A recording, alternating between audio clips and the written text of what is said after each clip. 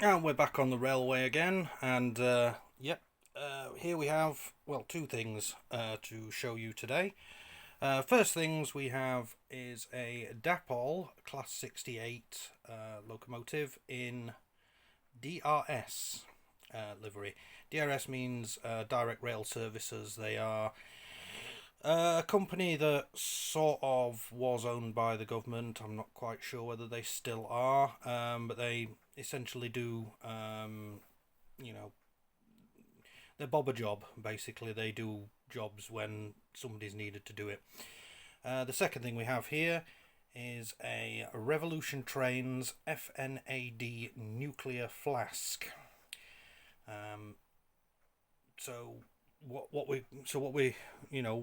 the significance? Well, DRS don't only do nuclear hauling, but they are the only company that does nuclear hauling. Basically, they carry a train of these from nuclear power stations all over the UK, containing things like spent fuel rods and stuff like that. They transport them to Sellafield in Cumbria, where the waste is then reprocessed and rendered harmless, radioactive crap. These things are practically indestructible. They're designed to be that way simply because the last thing you want is to be transporting nuclear waste and, radiation or whatever get out. There was a lot of NIMBYing about these things. During the 1980s, the government made a big show of crashing a train into one of these live on television to show just how indestructible they are. And literally, the train was smashed to pieces, but the nuclear flask, barely a scratch on it. Um, they've also done the same thing in America with their nuclear flasks as well. Because people were saying, oh, it's an atomic bomb and things like. No, these are not atomic bombs. They're not nuclear weapons of any description. Uh, it just shows the level of ignorance people have towards nuclear power. These things will not explode. There'll be no mushroom clouds, things like that. But if the stuff inside gets out, yes, people will, get a dose of radiation, which they may or may not survive. This is one of the reasons why they only trust one company to do it, which is a company that's directly by the government. A typical nuclear flask train or a modern one. I've assembled these two pieces to try and represent modern, the modern kind of nuclear waste disposal. Like I said, there's a Type 68 locomotive, and then there'll be a train of maybe 4 or 5 nuclear flasks, and then they'll do what's known as a double head, which could be two locomotives, basically one behind the other, or another one at the back in what's known as top and tail formation. They do this simply because if one of the engines breaks down, the other one can take over. The other one can continue pushing the train to its destination, because you do not want one of these just stuck in the middle of nowhere. You don't want to, and you definitely don't want a train full of them stuck in the middle of nowhere waiting for a mechanic to come and fix the engine. So yeah, they do this as absolutely safe as possible. The trains usually operate only at night, and basically when the rail network is as clear as it could possibly be. They don't go very fast, because for the simple fact that if you're going fast and something's on the line, you can derail the train. It won't make much difference to the nuclear flask itself, but there is a chance that idiots could come and start trying to break into it, thinking that there's some lovely loot in there, and no, the loot inside is not lovely. It's deadly. So yeah, I only have one of these. I picked it up at the train show. So I say I got a little deal. I bought this and the Sprinter at the same time, and the guy gave me a little deal, knocked me £5 off. Very happy with that. It's a lovely, lovely little model. Very nice, very detailed. And then the FNA-D, as I'm going to call it, came this morning. Ordered it from Revolution Trains directly the day after the train show, because I wanted, I got that, so I wanted that to finish it off.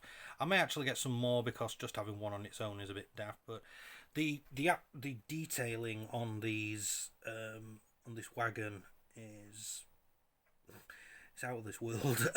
You've got, all these little bits of writing, warnings to people, basically warnings to crew and stuff like that. You've got the type of wagon it is. You've got the, kind of radiation symbol there showing what it is. You've got these warnings here telling you what not to do. You've got the engineering plates and information, stuff like that, what its tolerances are and everything. It's great. It's lovely. We've got the actual nuclear flask here. This version, according to the thing, it's supposed to be called 600-1. But I don't know whether this is a mistake or whether I've not actually seen one of these wagons, so I'm not quite sure whether this is right. Obviously, if you have the 1 facing you, then the 6 looks like a 9. If you turn it the other way around, yes, it says it's got a 6 on it, but then the 1's upside down. Don't know if that's a mistake when they've applied the decals to it, but yeah, I'm not going to complain too much about that. You can actually open this up as well. I think this is one that you can open up. It just kind of clips on. Whether you're supposed to be able to do this, I don't really know, but yeah, you can remove that. The container there, it clips in and whatever. Inside there's a weight so that the wagon stays on the track. I'm going to say I've run the train in, because I haven't had this engine out much, because I was waiting for the nuclear flask to turn up. I've run it in. It's gone around the track dozens and dozens of times, and for some reason there's a couple of problems with this particular wagon. I don't know whether it's just mine or whether this is a problem that's endemic with this particular model. But one, it likes to decouple itself. I no idea why it does that. It's not anything to do with my track, because my track is perfectly flat and it's clean. There's nothing on it. So it decouples itself. Plus, also, when I got this, one of the wheel sets, this one here at the front, wasn't properly in, if you know what I mean. It wasn't. It was seated into its slot at one side, but not at the other. So this bogie here had a nasty habit of trying to turn to the right because the wheels wouldn't go onto the track properly. I fixed that, and when I was running it in, when I left it to drive round and round and round, it didn't derail. But watch this. When I send it off on a journey, it'll probably derail. So outstanding detail. I do know that Bachmann makes one of these FNA-Ds as well, although it's considerably more expensive. But that one does have lights on it, as far as I know. Will I be buying a Bachmann one? No.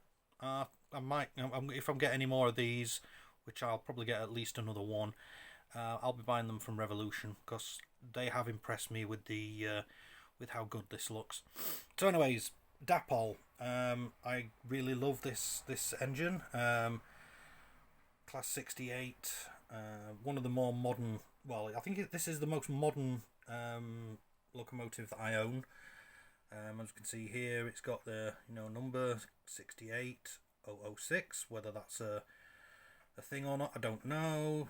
Lots of lovely little bits of detail there with the with things printed on the outside. The DRS logo. There are two versions of the DRS logo. There's one that's this one, and a compass logo. I'm not sure which is the most modern one, but never mind. We've got painted details down here. Beautiful. These grills look lovely. Powering a greener Britain. This train is called, well, this engine is called Pride of the North. More bits there, and some more printed on details there.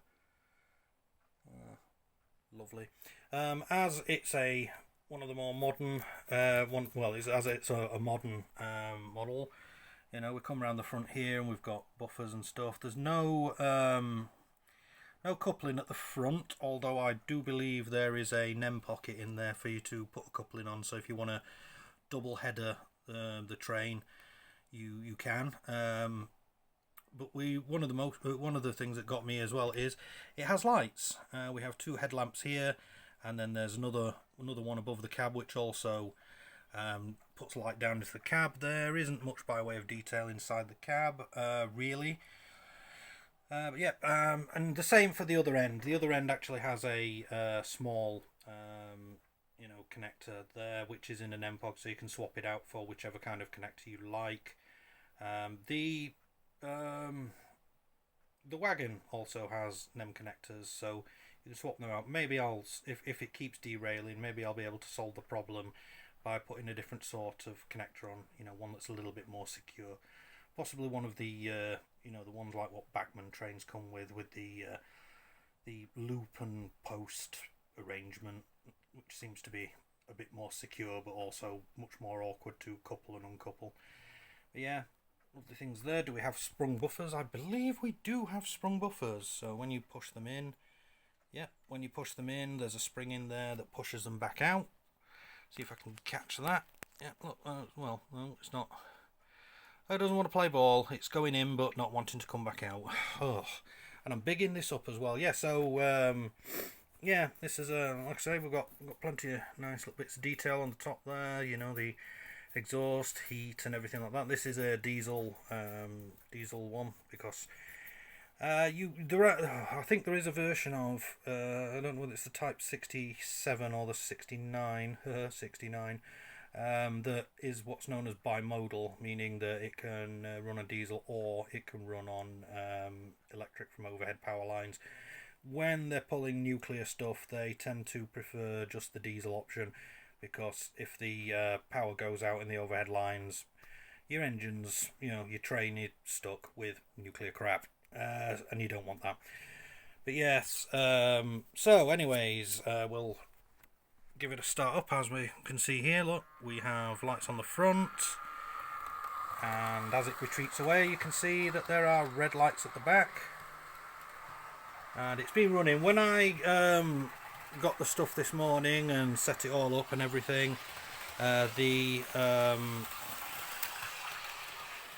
68 was making a rather weird metallic scraping noise as it went round. I think that was because the wheels on the train were not really very happy. They'd not been run in. This isn't a second-hand one, by the way. This is a brand new. So it was worrying me a little bit when I kept hearing this scraping noise, but after a while the scraping noise stopped. So whatever crap there was that had built up on the wheels and everything like that had obviously been kicked off and everything. So yeah, may benefit from a bit of lubrication, a bit of grease, or a bit of grease or oil in there somewhere. But yeah, that's it there. Nuclear waste disposal. Going a little bit fast. Oh dear. We'll slow her down a little bit. Yeah, nuclear waste disposal. Very nice. I like it. Oh, we're slowing right down there. We're slowing right down. I don't know why. Let's give it a bit more. Oh, that's why, because I've turned it down too far. It's quite happy operating at about 40%. Quite happy operating at about 40%, and it's gone around a few times now, and the nuclear flask hasn't decoupled itself or derailed, so maybe that's that problem solved with a bit of running in. Maybe I've just jinxed it and it'll derail or decouple itself at some point in the near future. I really hope not. So yeah, Dapol Class 68, very much like. Revolution Trains FNA-D Nuclear Flask, very much like. Do recommend, unless you're one of those people that's like, oh, steam, steam's the only thing that fuck off. Stop living in the 1940s. There's, most people these days don't remember steam. You're not old enough to be nostalgic about it. But, you can like steam if you want, but, steam is old and it's the past. This is the future.